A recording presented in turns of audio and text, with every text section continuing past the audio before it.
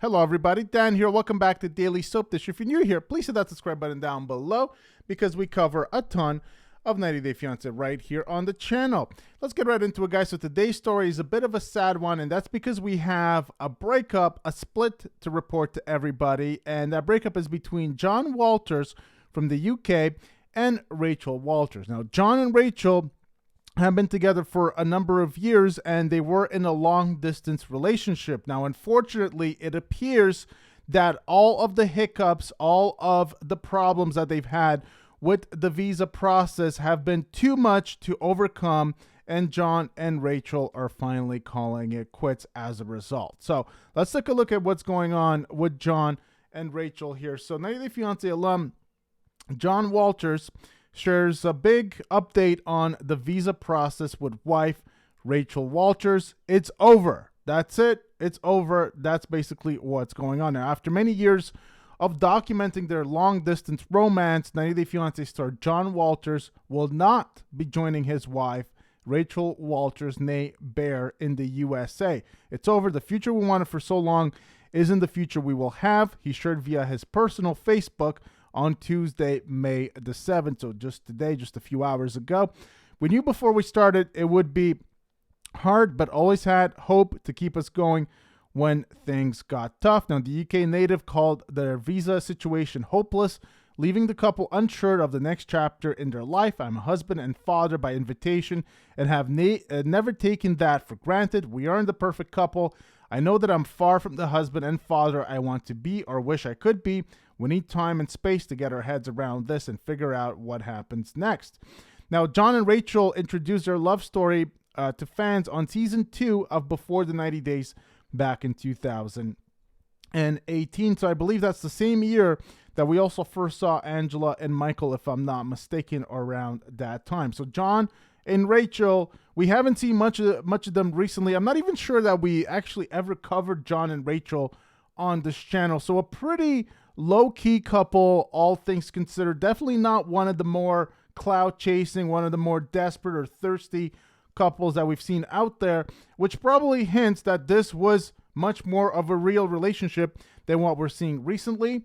And it's unfortunate that the visa process seems to be just too hard for these two to overcome, and they have to call it quits as a result. Now, the pair met singing duets on a karaoke app, and the spin-off documented the New Mexico native as Rachel traveled overseas with her infant daughter to meet Jon for the first time. Now, while the TLC personalities hit it off and tied the knot in 2018, on Rachel's second trip, Jon's eventual move to the USA would prove difficult due to his criminal record. When I was young, I grew up in a not-so-great area, having to choose between being stamped on or fighting to get away. He spoke of his criminal past during the series, which included him pleading guilty to bodily harm without intent while he was in college. When I felt people wronged me or saw things I didn't like, I acted, and some of the times I got into a fight with multiple people. Rachel was unable to relocate to England as she currently shares custody with her ex of her eldest daughter, Ella, so the duo spent years trying to obtain a visa to the United States for Jon. So it's very difficult to come to the USA if you have a criminal record, even from Canada, from any country. USA, very hard to come into, if you've committed crimes in the past. And even if it's been a long time, and even if you're not the person that you used to be, it's always going to be a black mark on your record, especially when it comes to immigration, when it comes to your visa process. And so that's just the way it works. And maybe sometimes the system, doesn't favor certain people that perhaps truly have changed. But I think that the idea is that, at the end of the day, they're trying to avoid real criminals from coming into the country, and that is the system that is in place.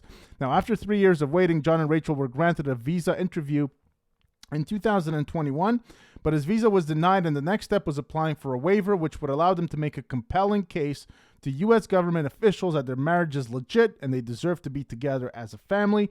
The waiver is basically not just asking for forgiveness, but asking for the initial denial to get gone because he's not that person, the mother of two clarified during an IG Live in 2021. Now, the Walters filed a waiver that same month, and Jon explained that the process could take anywhere from 6 to 9 months.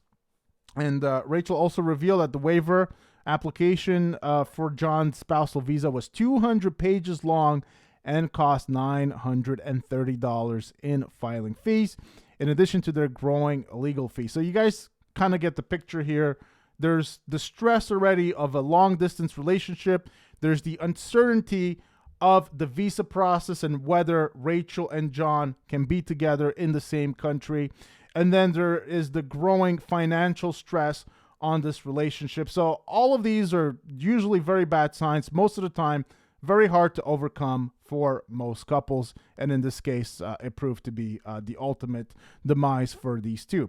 Now, when asked by a fan if the couple's lawyers believed the waiver could get approved, Jon explained that the United States had a law prohibiting awarding visas to people who have committed crimes of moral turpitude, which is defined as deviant behavior from ordinary social standards that would shock a community, according to Cornell law. I was never actually sent to prison.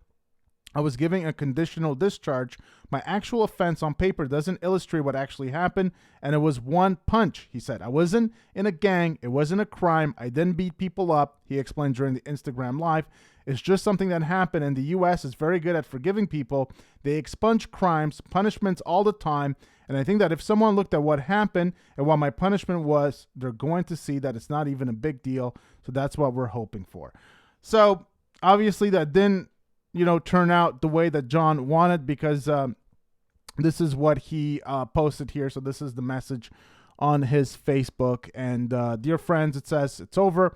I'll not be joining Rachel and the girls in the USA. The future we wanted for so long is not the future that we will be able to have. We knew before we started that it would be hard, but we always had hope to keep us going when things got tough. Situation is hopeless, and I don't know what the next chapter in her life will look like. I'm a husband and father by invitation and have never taken that for granted. We aren't the perfect couple. I know I'm far from the husband and father I want to be or wish I could be, but a long-distance relationship are only ever meant to be temporary. We need time and space to get our heads around this and figure out what happens next. I don't know what else to say other than thank you for all the support over the years and being here every step of the way. And he signs that off, Jon. So there you have it, guys. Pretty sad state of affairs. And, Jon explains what happened. Basically, he's saying that, what happened in that particular situation was just one punch. But, he pled guilty, right? And so never did any kind of prison time. But whatever he did back then is just interpreted in such a way that it's a moral turpitude crime. And so it makes it very hard, if not impossible, for him to be eligible to come in the USA. So I don't know, guys. Like I said, this is what Jon is saying. We don't know exactly all of the details, but obviously U.S. officials, they do not think that Jon deserves to come into the USA. And, I wonder if Jon and Rachel had like another kid, if she went to the UK and they had another kid, if that would change anything. I wonder if there's some kind of workaround to the whole situation, but obviously this might be too little too late for Jon and Rachel. It sounds like this situation is done and over with. So pretty sad state of affairs. They've been trying to get this settled for a number of years, and in the end, it just doesn't sound like this is ever going to work out. I'd like to ask you guys, what do you think about all of this? What do you make of Jon's explanation? Do you guys think that Jon should have been allowed in the U.S.? Now, I know this is a bit of an old story, so if you guys watched it back then, what did you think about Jon? What did you think about the storyline with Rachel?